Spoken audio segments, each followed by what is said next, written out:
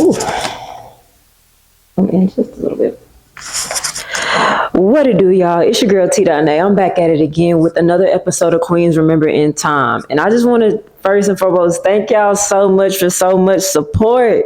Y'all, the Cheeky Black episode I did, episode 4, hit 1K views, 1.2K views on YouTube. So keep going up. Make sure y'all subscribe to Female Hip Hop Now on YouTube, because that's the YouTube I'm going to use to upload all these videos, right? We're just going to continue to celebrate the Queens from the South. Last episode was Cheeky Black.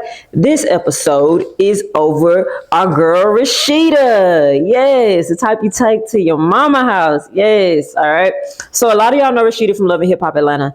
But really, Rasheeda, to me, I'm like a zillennial. So like I have millennial memories and millennial ways, but I really just remember that early zillennial stage where like you first got on MySpace, you were getting on your phone, you had smartphones. Like I don't really remember having a flip phone for a long time. I had one, and then everything else was a smartphone or a touchscreen phone.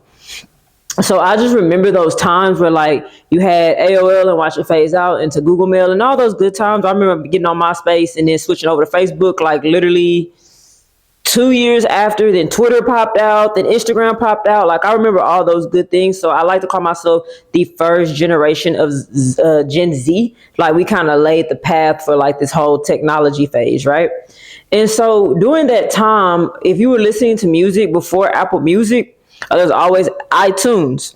But if you couldn't afford iTunes or you didn't have an iPhone, you were downloading music off of LimeWire or FrostWire or iMesh. If you didn't have that, you were on YouTube listening to music. And if you end up getting one of those smartphones from Metro, which was a touchscreen phones, that's how you listen to music, through the YouTube app.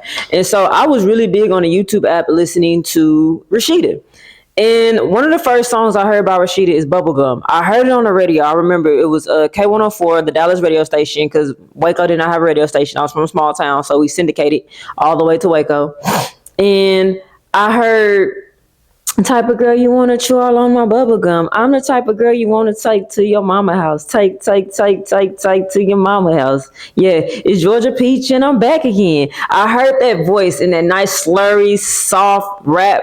And I was like, she hard. And I'm thinking to myself, who is this? And so I do some research. It's Rasheeda. And I remember hearing it on the radio over and over and over again. And I was like, okay, she got a hit. Like this is something that's popular. And then mind you, I'm like 13 years old, roughly 12 or 13 years old.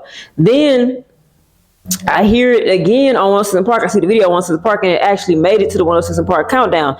And I was like, oh, okay, she doing her thing. And then I never seen Rasheeda again. And it made me think, how many other female rappers from the South really just did not get the start or the recognition they deserve because they're from the South? And so I really want to take time to talk about our girl Rasheeda, right? So Rasheeda was born in ATL, Georgia, Atlanta, Georgia to be exact. She started from a musical household. She had people in her family that were really big on music. At 16, she pursued music and joined a group called the Capers. If you heard of that group, you've probably seen some of their videos on some like certain radio stations. If you're from the Georgia, Atlanta area, you definitely heard of that group. The group had a few regional hits, but her career started solo in 1998. She signed to a D-Lo Records, and her album Dirty South Street N-Word came out. Great album. I listened to it because it came out in 98. I was like 3, so I really didn't know much about it until I rediscovered it myself.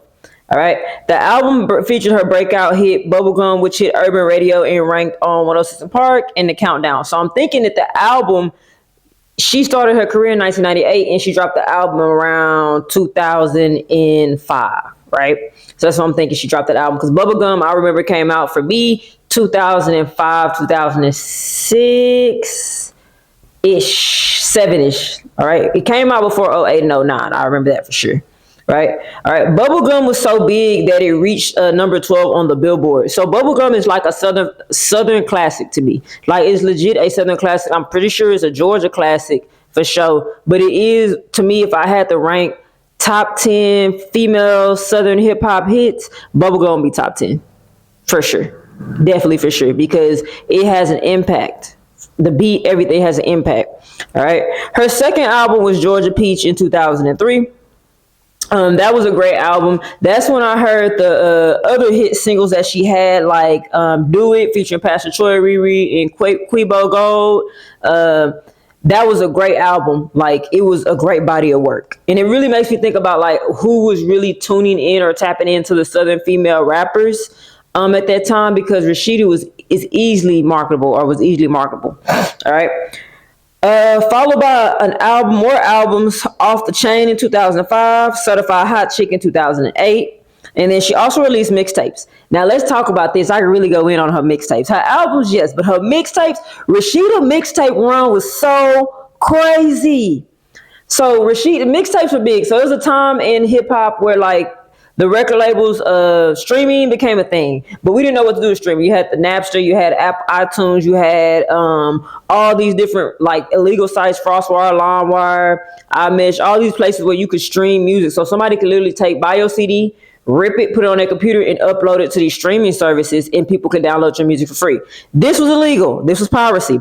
But it was tearing the music industry up, because what was happening is people were buying less and less CDs, and more people were buying the singles off Napster. People were buying the singles off Apple Music. People were going to, I think at the time, Microsoft had a store, music store too, because I bought an album off of there when I had my Android. And so that was tearing the game up. So artists really could not just depend on going to 106 Park or going to TRL or going to these radio shows or these record stores and getting their album signed. They were just dependent on, basically, they didn't know what to do. So a lot of artists started to do, if you remember back in the day, people used to go perform at Best Buy. People used to go perform at malls. Like, and you would buy a CD at the mall and they'll move units. People could not do that back in 2000, I say 2008 to about 2015. That was like dying, right? So record labels were trying to reinvent themselves. So mixtapes became big. That's when you had Dat Piff. That's when you had my mixtapes. That's when you had live mixtapes. My favorite one at the time was Dat Piff. Then you had live mixtapes, and then my mixtapes came shortly after, like around that 2013 to 2020 era, right? Artists were making bank off mixtapes, because what was happening is they was giving out these mixtapes for free, and they were going to get booked in these clubs. That's when club culture was at its peak. So around 2009 to 2017 was a time where you could catch your favorite artist at a local club, no matter what city you in. If you want to go see Drake, you probably could have saw Drake perform at a strip club in Houston. If you want to see Jeezy, you could have seen Jeezy perform at a huge club down south. If you wanted to see Nicki Minaj and they had enough money, you probably could have seen Nicki in the early 2008 to 2012 era perform at a big club before the stadium started selling, right? This is because of mixtape music was moving so fast, and that people were tapping into the mixtapes and had so much accessibility to the mixtapes that it didn't matter about buying the music. Oh, the Gucci Mane new mixtape go hard, let's book him. Free Gucci Mane. Gucci Mane was locked up in 09. He couldn't get booked, right? But Rasheeda was getting booked all across the South based off her mixtapes. She was one of those artists that had a really, really good mixtape run, and one of those few female artists in a time where Nicki Minaj was at the top. She was able to keep that regional fame through the mixtapes, and even fame national, actually, just to give her that. But she definitely had that fame through the mixtapes before the Love and Hip Hop Atlanta show. So she had some mixtapes that dropped called F It in 2011. Then she said she dropped RNS in 2012, and then she dropped her last album in 2019 called Prestige. I missed a couple albums. She had Certified Hot Chick in 2008, and then Boss Chick Music in 2011, right?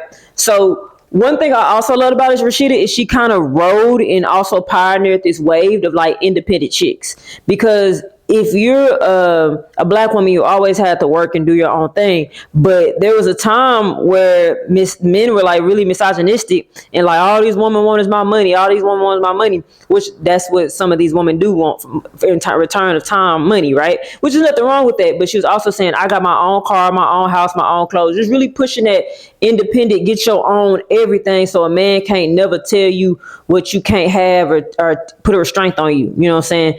And I love that, because to me, Rasheeda also pioneered that wave of having your own everything and not depending on a man for anything that you need for survival. And so that was another thing that I loved about Rasheeda. She rode that wave. All right. Rasheeda was really, really big in the industry. She had collabs with Trina, Sierra, and Candy, which from Escape, and also a phenomenal writer, and many, many more artists. She also, most people really only know her from the VH1 show Love and Hip Hop Atlanta, but we gotta really just pay homage to Rasheeda for just being who she is, which is a Southern female hip hop pioneer for Georgia. Even though Georgia had a lot of girls coming out, and also just female hip hop was like in an isolated form of like, if you weren't Nicki Minaj or you weren't Trina or if you weren't like the girls from the past that had those big Billboard hits, you really weren't going to be able to peak nationally. And Rasheeda was, to me, was one of the girls from the South in that time period of 2003 to 2013 that really tried to peak. And her effort does not need to go unnoticed. Even if we only saw her at Love and Hip Hop Atlanta around that 2011 time, her effort does not need to go up unnoticed. Like, we don't need to think of her as a Love and Hip Hop artist that failed. She really didn't fail. She really succeeded before she got Love and Hip Hop. Really, Love and Hip Hop Atlanta for me, for her, is like a side quest. It's like a side quest. It's like, oh, I could just do this on the side. I already did 10 years in the music industry. I could do this little thing on the side. And I appreciate her for that, because that's real. You know what I'm saying? One of my favorite songs from Rasheeda, other songs, is Independent featuring Candy Red. Candy Red is a Southern female hip hop artist from Houston. She had this one song called Independent Chicks Get All on the Dance Floor. And Rasheeda just went crazy on her verse. I loved her wordplay. I love that she was able to switch her flows. A lot of people only know Rasheeda from that soft flow, but she also, her older music had an original, more of like a crunk music flow. She had Vibrate with Yin Yang Twins. If y'all don't remember that song, that video is still out on her YouTube page. And then my favorite mixtape song by Rasheeda was Plenty Money. She did a remix of Plenty Money by Plies around 2008, 2009. She added Diamond from Crime Mob on it, and they ate it. And I really want to talk about Rasheeda mixtape run because she was giving quality verses. Like, the woman has bars. And people like to play in her face, but Rasheeda got bars, y'all. Like, she really is a good rapper. And I really want people to understand that don't let Love and Hip Hop Atlanta just be your only impression of her. Go do the research on her music. Like, Bubblegum is going viral right now. Like, Bubblegum is going viral right now because female hip hop in Atlanta is starting to resurge. Shout out to Bankroll Nah. Shout out to what's the old girl name? Pluto, YK Nice. YK Niece, Bunna B, Psycho. It's a lot of girls from Atlanta. Those are the young artists that you could tell they're following that same original path of what Rasheeda laid. And like I said, those girls wouldn't be able to walk those paths without Rasheeda. Lotto, Ananesia. Those girls are two of the biggest female rappers from Atlanta right now, are walking the path that Rasheeda laid. You know what I'm saying? The only person I say that probably came up with Rasheeda is Diamond and Princess off of Crime Mob. Shout out to them. We're gonna do an episode on those girls too. But yeah, like, man, look, I got my notepad with me because everything I spit is facts. Man, let's remember this queen in time, our girl Rasheeda from ATL, Miss Georgia Peach. We love you. Thank you for just laying the foundation and just keep fighting in a time of female hip hop where it was really hard to fight, because it was hard, especially the way men like to pin women against each other. You didn't fall for that.